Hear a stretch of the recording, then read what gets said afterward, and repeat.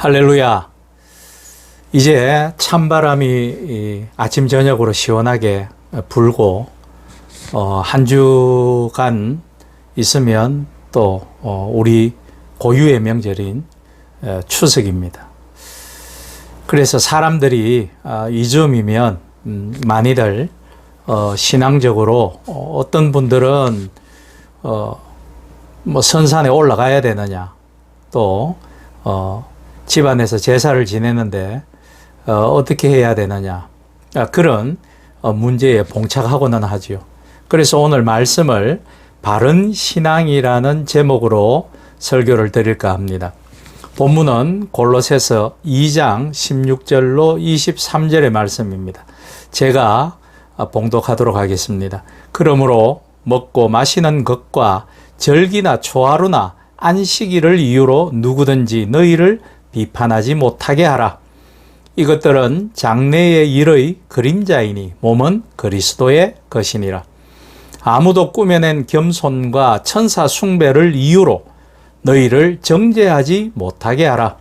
그가 그 본 것에 의지하여 그 육신의 생각을 따라 헛되이 과장하고 머리를 붙들지 아니하는지라. 온몸이 머리로 말미암아 마디와 힘줄로 공급함을 받고 연합하여 하나님이 자라게 하심으로 자라느니라.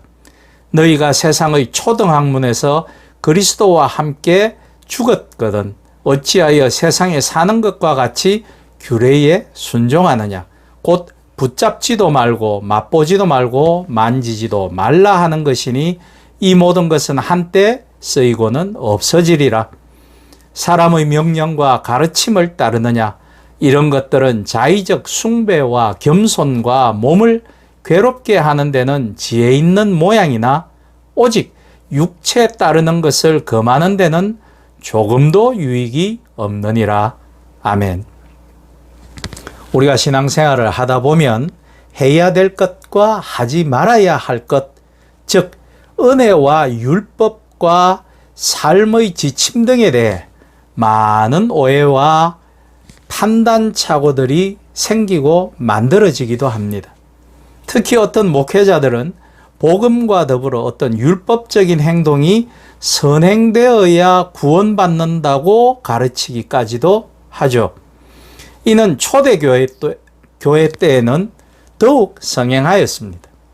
그것은 참된 진리와 복음의 절대성을 부인하고 예수님의 신성을 훼손하는 잘못된 신앙에 근거한 것입니다.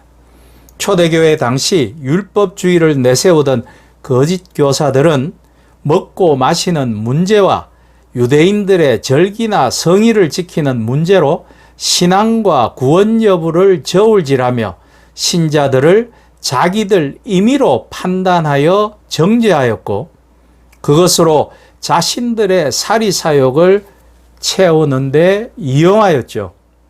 본문에서는 사도 바울이 그런 율법주의로 복음신앙이 흔들리면 안 된다고 가르치고 있습니다.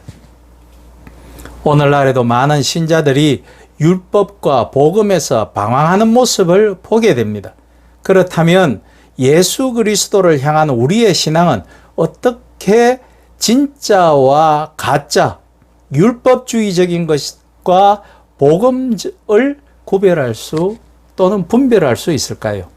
오늘의 본문은 골로새서 2장의 마지막 부분으로 사도 바울이 골로새 교회 안에서 가짜 신앙과 진짜 신앙이 뒤섞여 가고 있음을 염려하고 있는 것을 기록한 부분입니다. 바울은 진짜 신앙과 가짜 신앙을 분별할 수 있는 기준을 세 가지로 제시해 주고 있습니다. 먼저 우리가 듣고 배우는 말씀이 효력 정지된 율법인지 아니면 새로운 진리와 생명으로 인도하는 예수 그리스도의 복음인지 분별할 줄 알아야 한다는 것입니다. 바울은 진짜 신앙인지의 여부를 확인하기 위하여 가장 먼저 율법적인 신앙인지 복음의 신앙인지를 구별하라고 권면합니다. 본문 2절을 통해서 그림자와 몸을 분별하라고 말하죠. 16절에서 말하는 절기나 초하루나 안식일은 율법적인 형식을 의미합니다. 이러한 것들은 실체가 아니고 그림자입니다. 그러나 예수 그리스도를 향한 분명한 사랑과 믿음은 현상, 즉 그림자가 아니라 나타났다고 없어지는 것이 아니라 바로 본질, 몸입니다. 예수 그리스도가 오직 진리요 생명이시기 때문이죠. 그림자는 헬라어로 스키아라고 합니다. 진짜를 닮은 것을 뜻하죠. 닮았지만 진짜는 아닙니다. 그러나 몸, 즉 헬라어 소마는 진짜요 실체를 의미하죠. 그러므로 성도들은 우리의 신앙이 율법적이고 형식만 남아있는 것인지 아니면 예수 그리스도를 사모하며 닮아가기 위해 애쓰는 복음적인 진짜 신앙인지를 항상 분별하기에 힘써야 합니다. 우리는 주의 말씀을 통하여 율법인지 복음인지를 분별할 수 있습니다. 그래서 말씀을 더욱 가까이 해서 깨달음에 이르러야 하는 것이죠. 두 번째는 일시적인 것이 아니라 계속되는 성장인지 정체인지 분별할 줄 알아야 합니다. 바울은 율법과 복음을 분별하라고 권면한 후에 일시적인 것이 아닌 계속적으로 성장해 나가는 신앙을 추구하라고 권면하고 있습니다. 골로새 교회 안에 거짓 교사들 가운데 일부는 천사 숭배 등을 통해서 신비로운 체험을 중요하게 여기는 이들도 있었습니다. 이들은 신비로운 체험을 경험한 자들만이 참 신앙을 가졌다고 가르치죠. 지금도 오늘날에도 무아지경적인 기도와 주술적으로 반복되는 언어로 읊조리는 방언을 그 무엇보다 중요시하게 가르치는 교파와 교회와 목회자들이 있습니다.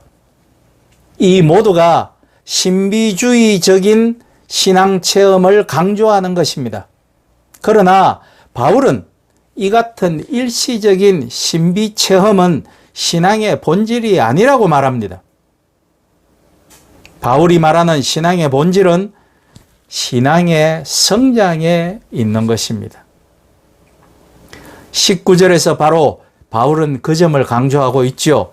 온 몸이 머리로 말미암아 마디와 힘줄로 공급함을 받고 연합하여 하나님이 자라게 하심으로 자라느니라 라고 말씀입니다.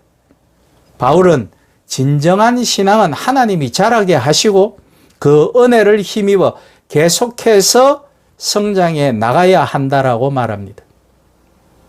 파울러라는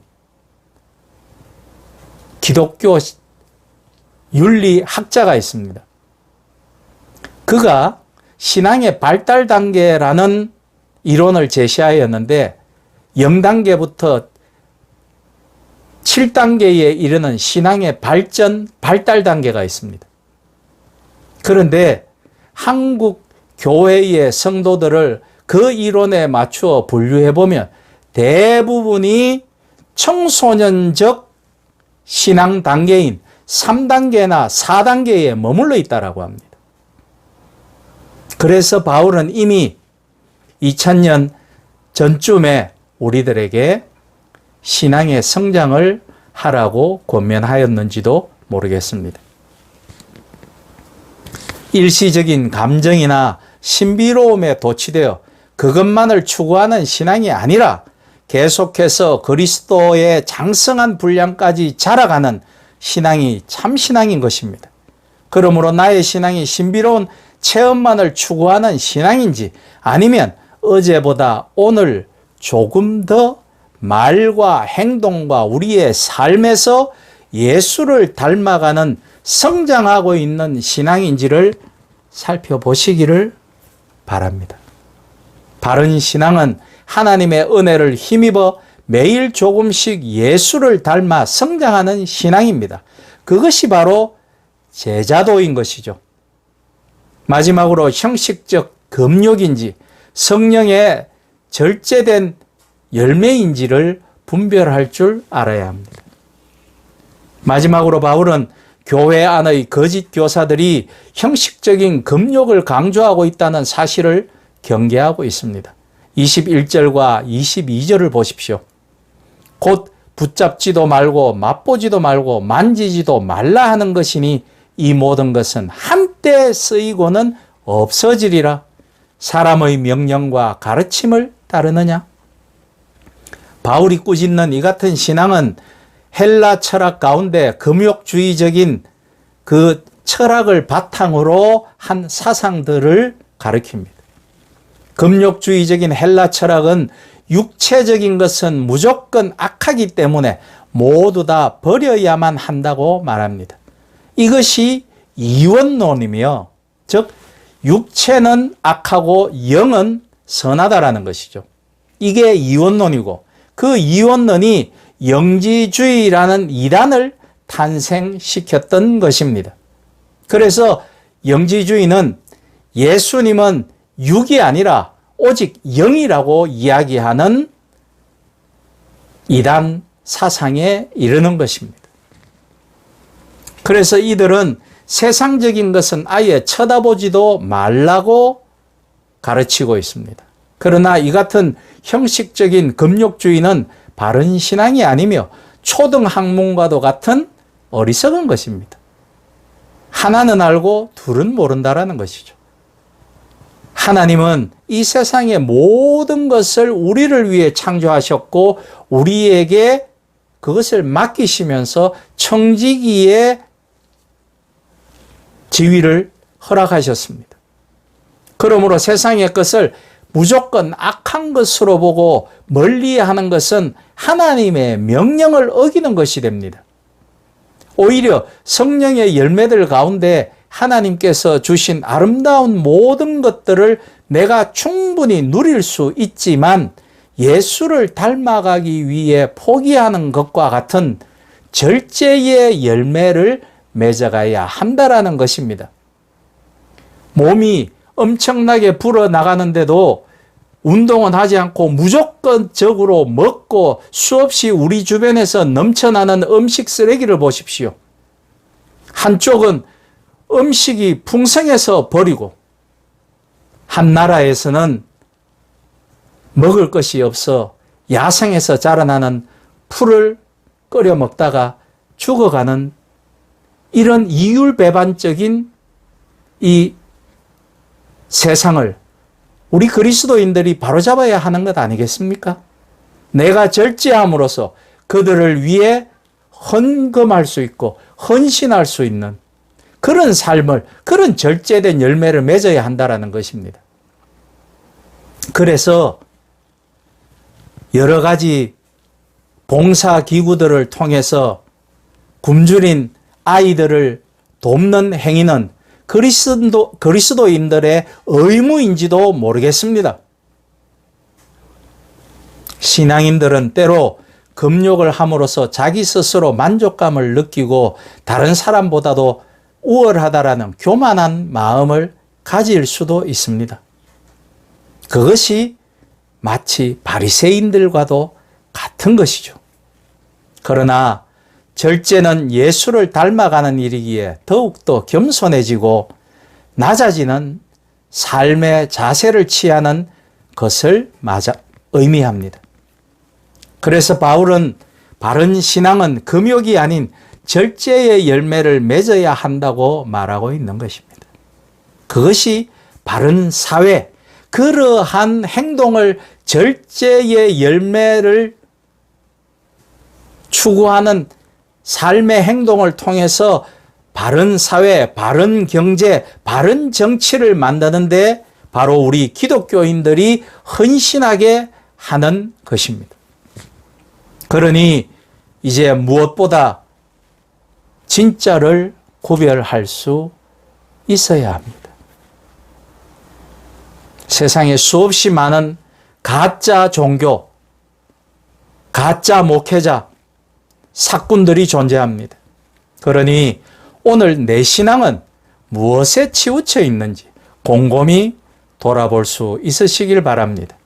율법과 일시적인 신비로운 현상과 형식적 금욕이 신앙이라고 생각하고 있지는 않습니까?